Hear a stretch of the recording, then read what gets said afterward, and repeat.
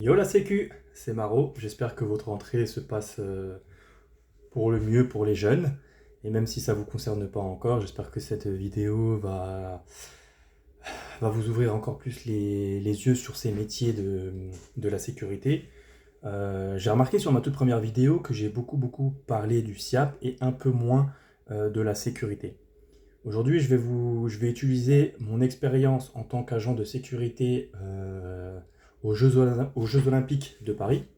Donc j'ai participé aux Jeux Olympiques dans le Stade de France, dans le 9-3. Bon, ça a été une expérience enrichissante, mais en même temps, on a pu voir beaucoup de défauts encore plus dans la sécurité et c'est encore plus marquant.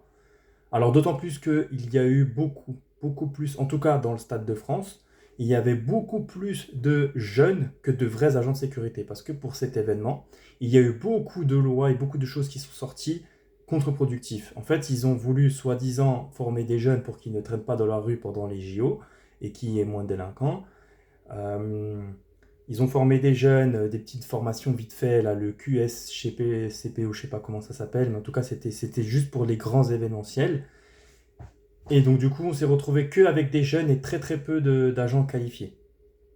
Et le paradoxe que j'ai pu voir là-bas, c'est qu'il y a eu beaucoup de postes où tu es plus exposé à des très gros risques, comme le poste où tu es au scanner, c'est-à-dire que tu scannes les valises, tu scannes les sachets des gens, s'ils ont des armes sur eux. Là, sur ce genre de poste, il y avait beaucoup plus d'étudiants que de vrais APS, que de vrais agents de sécurité. Et c'est un truc qui m'a fait, waouh, ça m'a sidéré. Et j'ai vu beaucoup plus d'agents de sécurité, comme j'aime le dire, plots, qui étaient à différents endroits du stade à attendre et rien faire comme ça. Et ça, c'est. En tout cas, moi, je parle pour le Stade de France. Il y a eu beaucoup de sites où c'était peut-être mieux, où c'était peut-être différent, mais au Stade de France, c'était comme ça. Et ça m'a beaucoup énervé.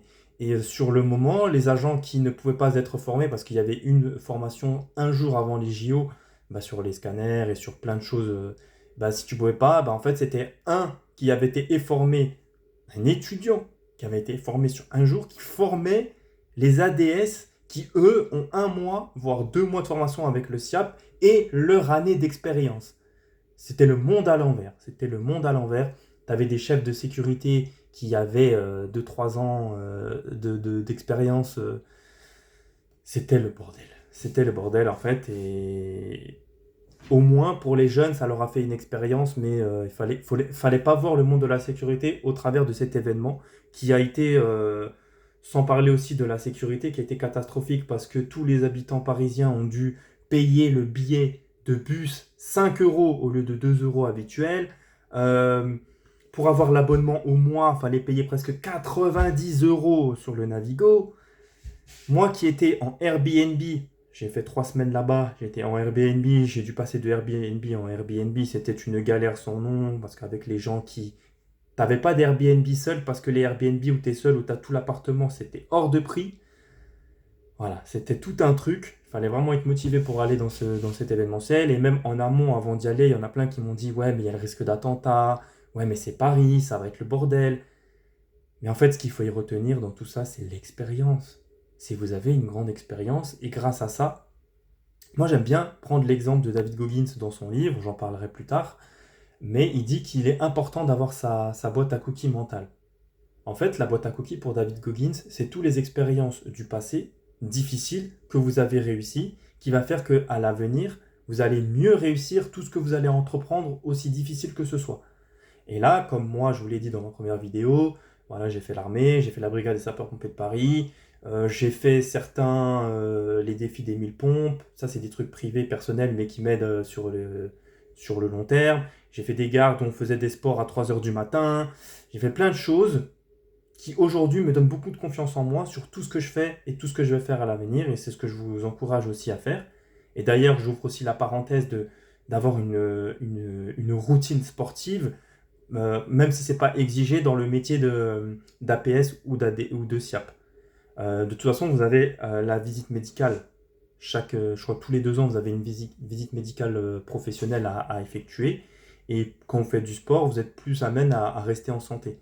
Et quand vous faites par exemple le SST, même simplement le maintien tête qui vous garde dans une position très longtemps, Ça peut vite hypertrophier vos membres et vous êtes vite fatigué. Alors que si vous entretenez, vous faites du gainage, vous faites des tractions, pas forcément aller en salle de muscu, pas forcément être un athlète, mais entretenir régulièrement votre cardio et un peu votre musculature au poids de corps, ça peut vous être très utile dans ce métier. Et même quand vous devez appréhender des gens, pas forcément vous battre, mais maintenir quelqu'un et le serrer le temps que par exemple les OPJ arrivent, ça peut vous être très très très utile dans ce métier.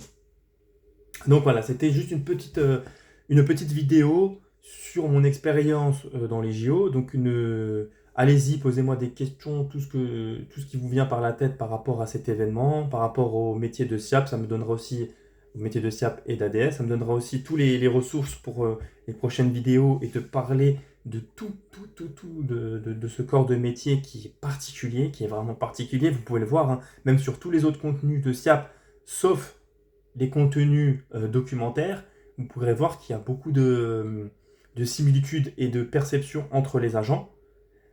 Pour un, ça peut être un métier, mais vraiment tout bénef, parce que tu peux clairement ne rien foutre et gagner de l'argent. Mais moi, je ne vous conseille pas d'être dans cette voie. Et c'est ça qui est bien aussi dans ce métier, c'est qu'on voit très vite si vous êtes un bon agent ou pas. Il y a beaucoup de gens qui vont vous observer en amont sans que vous le sachiez, et vous serez vite catalogué. On ne vous vire pas parce que vous êtes mauvais, mais on vous met à certains postes parce qu'on sait que vous n'allez pas fournir grand effort. Mais même ceux qui ne font pas grand effort, je l'ai même vu au JO. Au JO, qui est un événement capital pour la France, il y a eu des gens catastrophiques, et pourtant qu'ils y étaient, et qui s'étaient pris. Et que tu sois une femme, un homme, que tu sois sportif ou non, tu seras quand même pris. Mais c'est important déjà pour ton estime de toi-même. Si tu ne veux pas faire ce métier toute ta vie, eh ben, c'est bien de continuer à évoluer, de progresser, de connaître ses cours, de se faire des mises à jour. Même, on peut même faire, parce qu'il y a le MAC APS et le MAC SIAP, mais il y a aussi la remise à niveau APS et la remise à niveau SIAP. Et ça, c'est bien de le faire si vous avez les moyens, ou si l'entreprise vous permet de le payer. N'hésitez jamais de le faire pour qu'on ait encore des agents de qualité et pour qu'il y ait plus d'équipes de qualité. Souvent dans les entreprises, et je l'ai déjà dit dans ma première vidéo, il y a des agents par-ci par-là de qualité avec plein de plots, plein de mecs qui sont là, qui prennent la thune et qui se barrent. Donc c'est bien que par le biais de ma chaîne et par le biais de vos questions, on fasse progresser cette profession qui commence à devenir un peu catastrophique, très controversée et très à la limite de l'égalité sur plein de choses. Ça aussi, j'en ai pas parlé, mais les fiches de paye, il faut tout le temps les vérifier, il faut tout le temps être en contact avec son employeur, il faut rien laisser passer, toutes les promesses qu'ils vous ont faites, il faut que ce soit sur papier et signé. Bref, il y a encore plein de sujets à parler sur la sécurité. Et je m'en ferai un plaisir d'en parler et de répondre à vos questions en commentaire. Allez, sur ce, ciao ciao!